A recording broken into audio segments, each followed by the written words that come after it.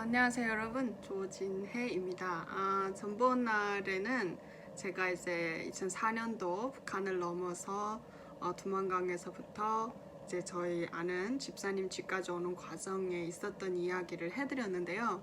오늘은 2014년도 금방 두만강을 건너서 집사님 집에 도착해서부터의 있은 이야기를 간단하게 해드리려고 합니다. 역시 오늘도 말씀드리지만 이쁜 여자들이 나오는 유튜브 보시려면 딴 데 가셔야 되고요.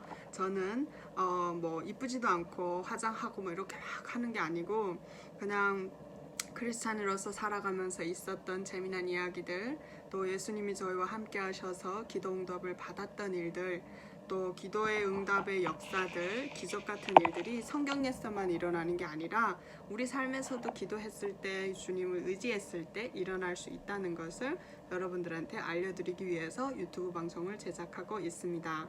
그래서 저의 영상은 믿음적인 영적인 문제랑 또 북한에서 살다 온 삶의 문제, 탈북자들이 있는 살아가는 이제 모든 미국에서의 생활, 이런 것들을 보시게 될 겁니다.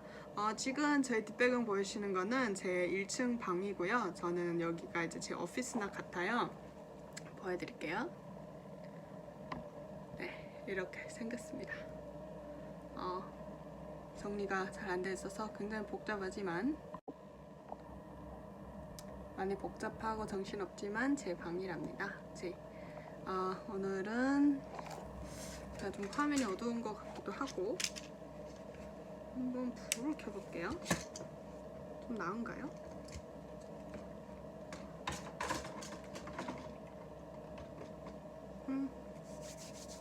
네, 좀 나은 것 같기도 하고 좀 아닌 것 같기도 하고, 이게 좀 더 자연스럽네요.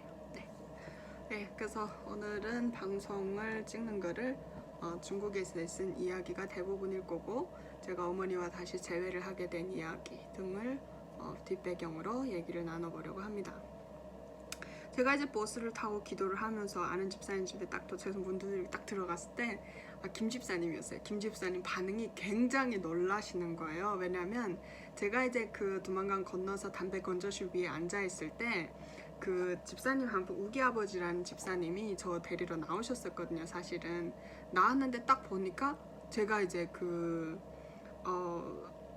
북한에서 금방 건너왔지, 또 이분이 오면서 이제 그 버스를 타고 오면서 검사를 3-4번을 하는 거를 다 보셨기 때문에 들어가다가 제가 잡힐 수 있겠다라는 거를 생각을 하셨대요. 그래서 들어오지 말라고, 다시 북한 돌아가라고 하면서 400원을 저한테 주셨어요. 근데 그 400원을 주는 거를 중국 그 주인집 아저씨가 봤어요. 그러다 보니까 이분이 돈 욕심이 나시는 거예요. 그러니까 200원을 달라는 거예요, 자기를. 그래서 200원을 주고 나면 저한테는 200원밖에 안 남으니까 돈이 없잖아요. 근데 또 두만강 금방 건너와서 있던 그 집 주인집에서도 또 200원을 달래요. 그래서 내가 전체 도움 받은 게 400원인데 다 이렇게 나눠주고 나면 일전도 없이 어떻게 내가 북한을 가냐. 그래서 버스 차비를 해야 되니까 100원만 가져라.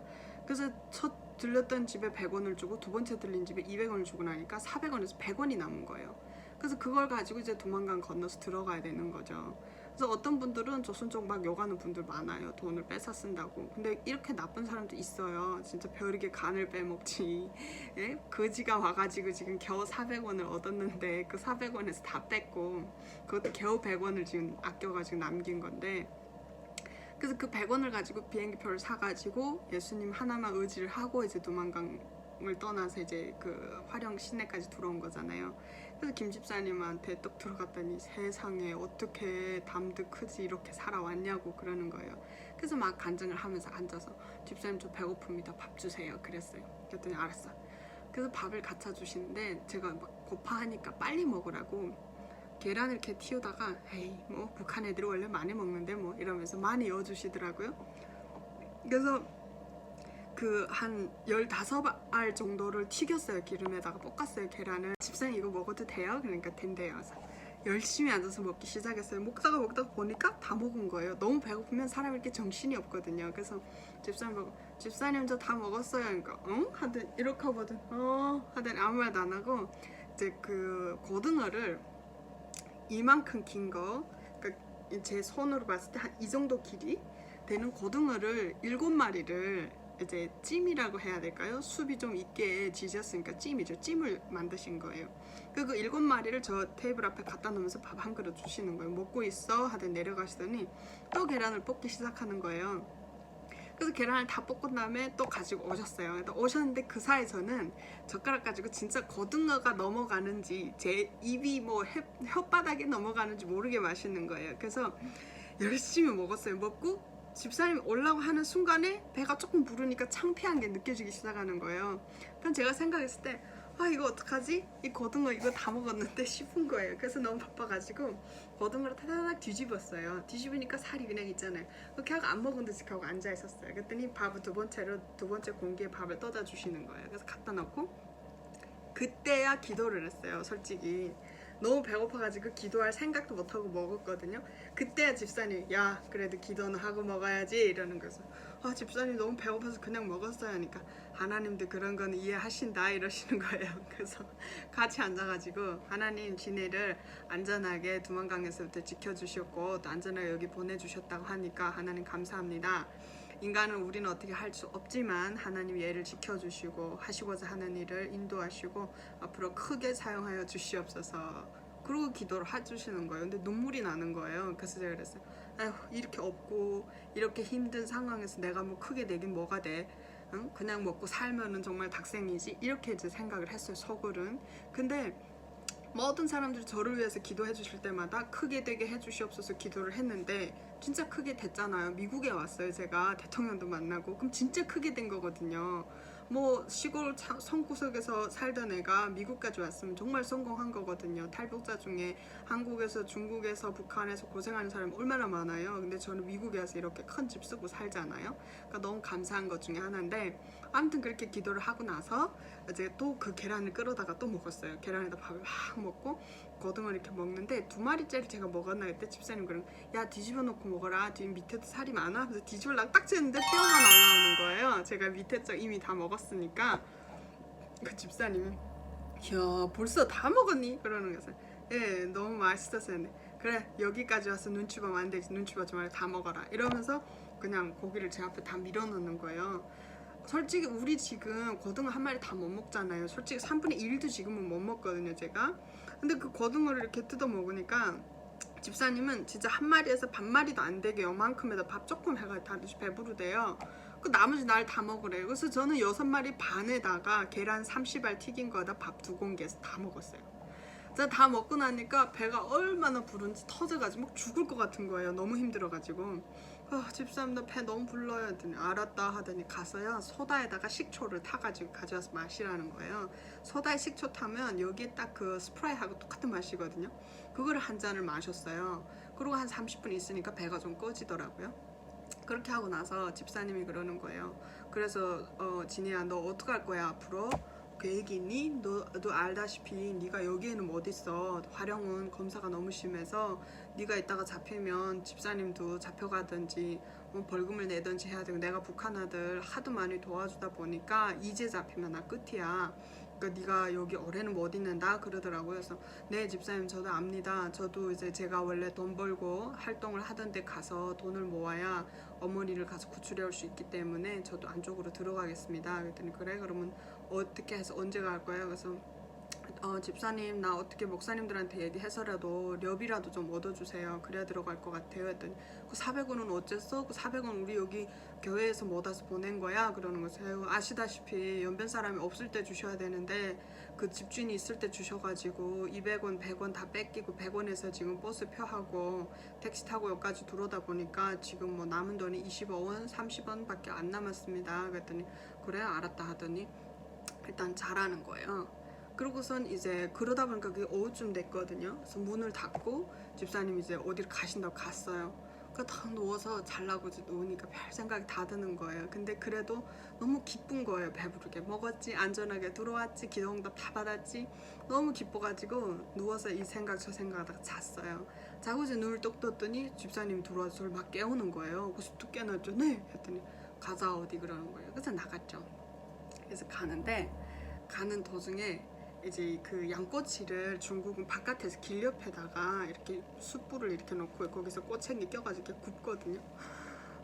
그렇게 냄새가 좋은 거예요. 그래서 집사님 나 저거 사주세요 그랬어요. 근데 어릴 때부터 교회에서 크고 집사님들하고 목사님들 틈에서 이제 자라다 보니까 목사님들이나 집사님 보면 저는 완전 집 식구거든요. 내 식구 같거든요. 그래서 이렇게 막 창피하고 막 이런 게 잘 없었어요. 그리고 또 신학교 생활하면서 여러 사람이 같이 이렇게 살고 하다 보니까 그런 게 좀 많이 좀 없고 좀 활발한 편이었어요 그때. 그래서 그때는 야 너 먹은 지 몇 시간 됐다고 또 먹냐. 그래서 벌써 다 꺼진 지 알아요 집사님 그랬더니 아 그래 알았다 앉아라 이러는 거예요. 그래서 앉아가지고 양꼬치를 먹기 시작했는데 진짜 거짓말 못해서 80개 이상 먹었어요. 80꼬챙이 이상. 근데 그 유념하셔야 되는 게 미국에서 파는 양꼬치는 되게 커요. 근데 중국에서 그 당시 양꼬치는 그렇게 안 컸어요. 고기 그 알 하나하나가. 그래서 아무튼 그거를 80개 이상을 먹고 나니까 진짜 해감해지더라고요. 그 다음에 속이 쑥 내려가는 것 같은 그런 기분이 드는 거예요. 이게 북한에서 이렇게 북한 사람들, 북한 사는 사람들하고 저를 이제 비춰봤을 때 제가 이제 좀 이렇게 뚱뚱하고 등치가 큰 거는 맞는데 사실 그 중국에 사는 애들하고 제가 이제 비교했을 때 저는 허약이었거든요. 약했어요. 제 몸이 키에 이런 걸 봤을 때 제가 약했어요. 왜 영양실조 일부 직전이었거든요. 북한에서 고생을 하다 보니까. 그래서 양고기가 그게 엄청난 약이 된 거예요. 저한테는 바로 회복이 되더라고요. 한 이틀 있으니까 다리가 후들후들 떨리던 그런 게 없어지고 눈이 잘 안 보이고 이렇게 침침하거든요. 영양실조가 오면. 근데 눈이 확 밝아지는 거예요. 진짜 불 켠 거 같이. 너무 좋았어요. 그런 반응을 딱 느꼈는데 아무튼 그걸 다 먹고 옥수수국수 한 그릇 시켜서 먹고 만두까지 시켜서 먹고 김치에다가 다 먹고 그리고 집사님 같이 어디론가 갔어요. 어떤 집을 딱 들어가 앉았는데 지금 어떤 분인지 기억은 안 나는데 한국에서 오신 기자분들 두 분이 오셨더라고요. 그래서 앉아서 이제 인터뷰를 하겠다고 이제 하시는데 이분들한테 제가 그랬죠. 금방 건너왔고 어머니가 북한에 있기 때문에 제가 이제 아직은 인터뷰가 나가면 안 된다. 어머니를 구출해야 되기 때문에 내 얼굴이나 목소리가 아직 나가는 걸 원치 않는다. 그랬어요. 알았다. 그럼 자기네 오면 안 잡겠다. 그러면서 카메라를 내려놓더라고요. 근데 제가 이제 중국에 오래 있었기 때문에 제가 알잖아요. 그래서 앉아서 아 그럼 이름이 뭐예요? 어디서 왔어요? 언제 건너왔어요? 막 물어보는 거에서 대답 이렇게 쳐다보다 그랬죠. 인심전심이라는 게 있습니다. 근데 이심전심이 안 되면 얘기가 안 되죠.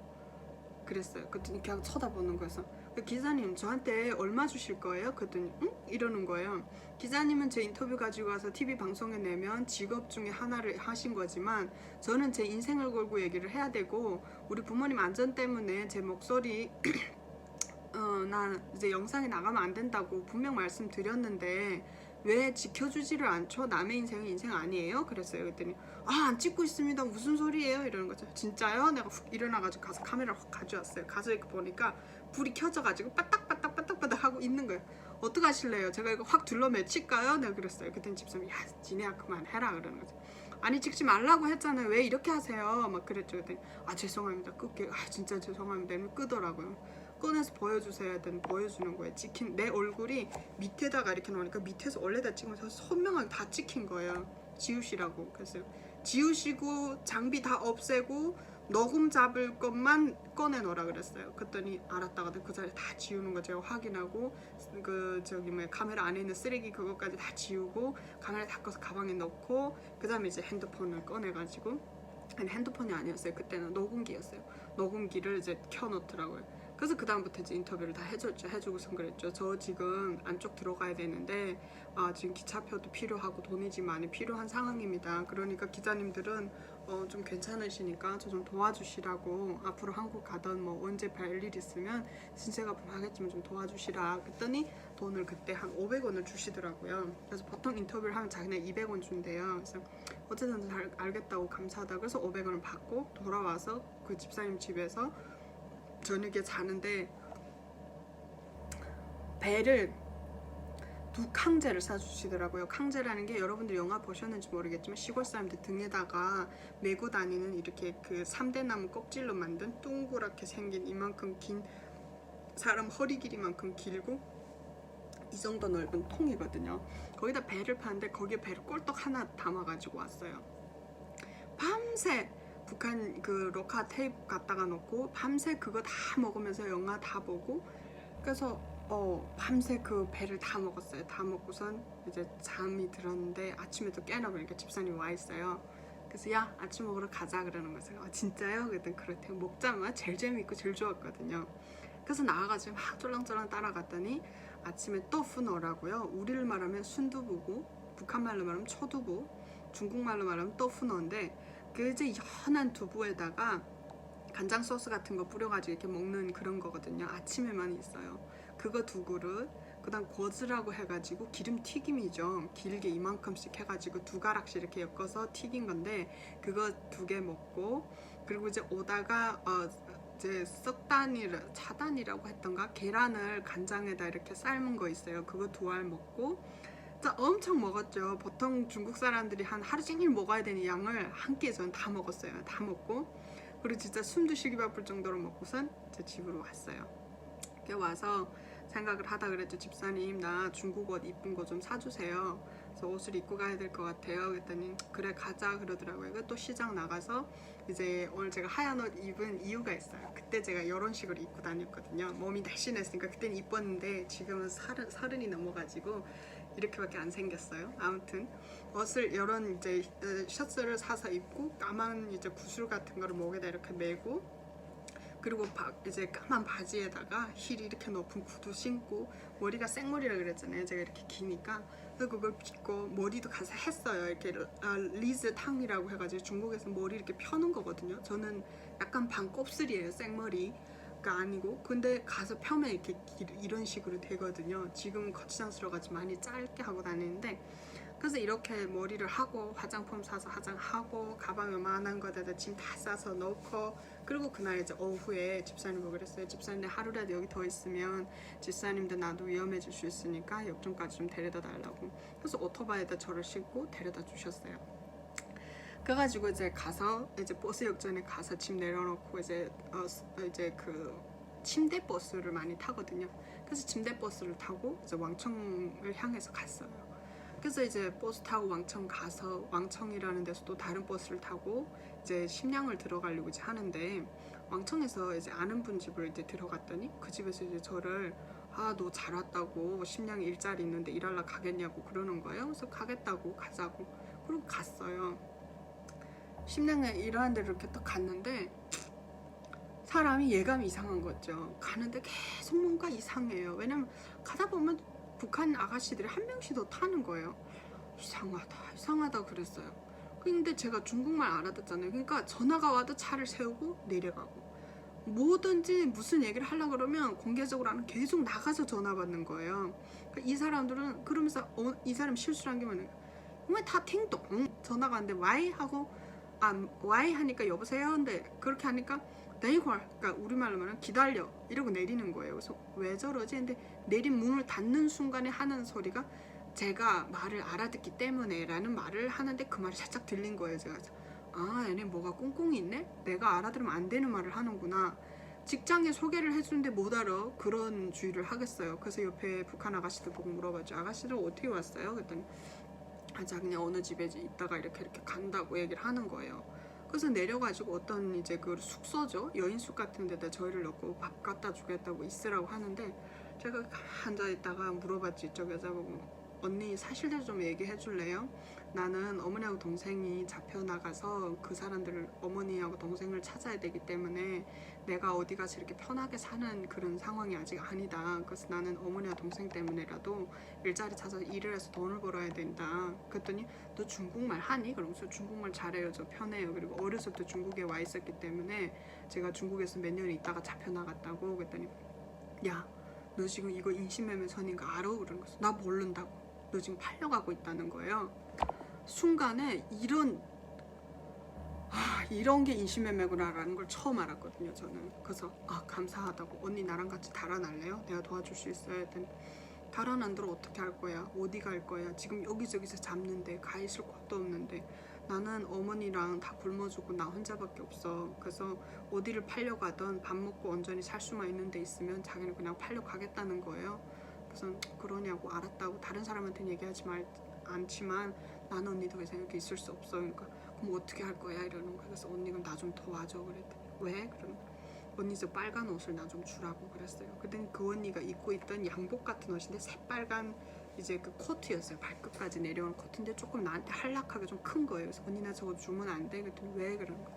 내가 가방을 들고 나가면 달아나는 게 티가 나니까 몸에다가 내 필요한 것만 다 이렇게 하고 옷 입고 나가겠다. 그리고 내 옷을 저기다 놓고 가겠다. 그러면 사람들 봤을 때 내 옷이 있으니까 날 안 잡을 거 아니냐.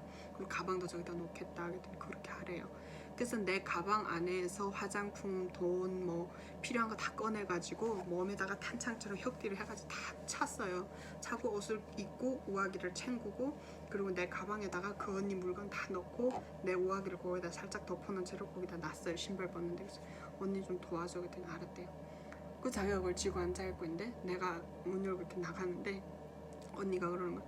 야, 배 아프니까 내 약 좀 사와. 그러는 거여서 알았어요 언니, 내 약 사올게. 그리고 나왔어요. 그랬더니 중국에 한 명이 바깥에 우산 이렇게 하고 앉아있는 거예요. 숙소 앞에. 니가 마, 니去哪? 그러는 거죠. 니꺼 안 나자마? 그랬어요. 중국말도. 상관이 있어? 니가 뭔데 삐쳐? 막 이런 식으로 팍 이렇게 중국 사람들 그런 식으로 해야 되거든요. 여자애들이.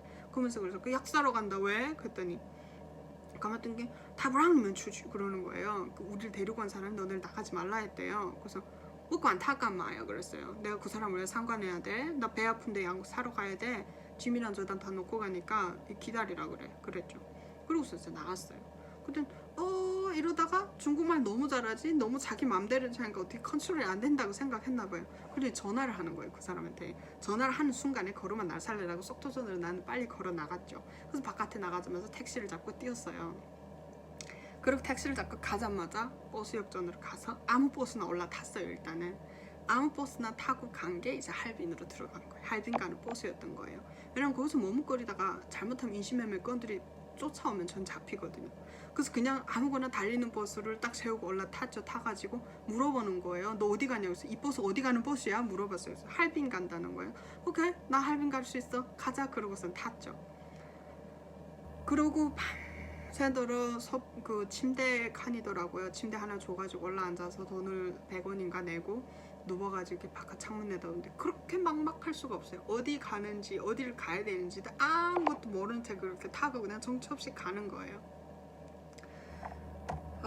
사람이 눈물이 난다는 건요 진짜 섭고 외롭고 무섭고 두렵고 그때 내가 몇 살? 한 15살인가 16살인가? 하여튼 그때였어요. 그 어린 나이에 그렇게 해야 되니까 막 무섭고 17? 17이었을 거예요 아마. 17살이었어요. 그래서 이 긴 머리를 그냥 이렇게 해칠 수가 없어. 갔다가 이렇게 해가지고 뒤에다 이렇게 묶고 그러고선 가만히 앉아 바깥에 내던 계속 울었어요. 그랬더니 그 운전하는师傅가 小姑娘你下来跟我说说话呗我困了 그러는 거예요. 야, 조금만 아가씨 여기 내려와봐. 나 피곤하고 졸리니까 나랑 얘기 좀 하자 이러는 거예요. 그래서 하바 하고서 눈물 닦고 내려가서 옆에 가서 앉았죠. 저물라 시프 그랬죠. 그러니까 선생님이라는 소리거든요. 스승이라는 소리야. 시프가. 근데 운전하잖아요. 우리는 운전할 줄 모르는데 운전할 줄 아는 사람이잖아요. 그러면 보통 이제 나보다 뭔가 잘하시는 분들한테 시프라는 단어를 많이 쓰거든요. 사회적으로. 그래서 저물라 시프하고 내려갔어요. 그래서 그랬더니 너 아까부터 보니까 계속 울던데 너 집 나왔냐? 이러는 거예요. 그래서 서글러 아유 뛰쳐나올 집이라도 있으면 좋겠다 싶은 거예요. 그래서 매요 그랬어요. 아니라고 했더니 왜 우냐고. 그래서 엄마生病了我需要挣钱 그랬어요. 그래서 우리 어머니 아파. 그래서 내가 돈을 많이 벌어야 된다고 그랬어요. 그랬더니 그럼 나 할빈 가면 어디 가서 돈 벌 거냐? 그래서 나는 그냥 식당이나 아무 데나 가서 돈을 열심히 벌 거라고. 그랬더니 그래? 하더니 가만히 있더니 내가 전화번호 하나 줄게 하더니 너 어디 나라 어디 사람이야? 그러는 거예요. 그래서 지역이 그러니까 어디냐고 물어봤는데 순간에 북한 사람인 걸 눈치챘나 싶어가지고 확 놀랬어요. 그러니까 왜 언제 이거야? 그래서 왜 그 말을 물어보냐? 그랬더니 아니 그냥 네가 중국말 할 때 조금 그 억양이 있는 것 같아서 어디 사람인지 고향이 어딘지 해서 물어본 거래요. 그래서 나 저기 똥배라고 동북쪽 사람이라고 그랬어요. 똥배면 연길 이쪽을 얘기를 하거든요.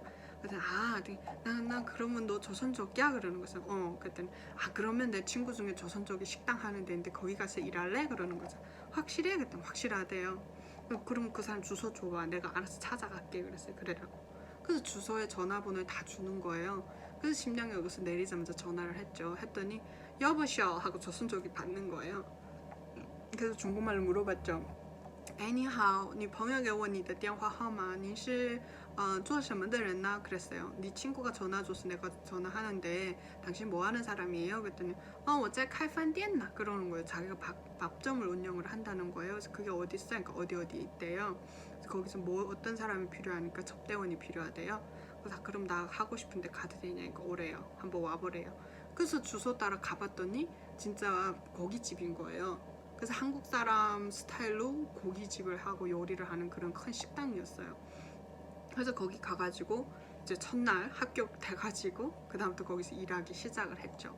그래서 일을 하다가 한 2달인가 일했나 3달인가 일했나 그랬더니 저한테 이제 그 신분을 좀 올려주는 거예요. 왜냐면 열심히 일을 하고 끝까지 남아서 마지막 뒷청소가 다 해놓고 퇴근하고 아침에는 또 일찍이 내려와서 준비 다 해놓고 막 그랬더니 저한테 이제 그 직원들을 총 책임을 지는 이제 헤드 오브 웨트레스라고 그러나요? 여기서는 그러니까 식당에서 매니저는 아닌데 매니저는 없어요 그 식당에. 근데 매니저 가념으로 직원 관리하고 웨이트레스 서버들 중에 제일 이제 센 사람 해준 거죠. 그래가지고 애들 관리하면서 그래서 열심히 일을 했어요. 근데 중국은 이 주방장들이 엄청 세요.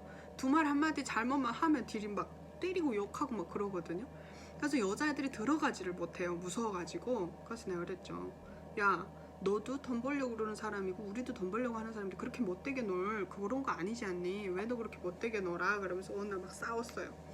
근데 어느 날 얘가 제가 이제 그 바깥에 나가서 이제 아이스크림 사 먹고 이제 들어오는데 제가 후드티를 입었거든요. 후드티를 이렇게 쓰고 주머니에 손 넣고 이렇게 하고서 이렇게 문 딱 들어오는데 머리 위에서 뭐가 뻥 하고 소리가 나는 거예요.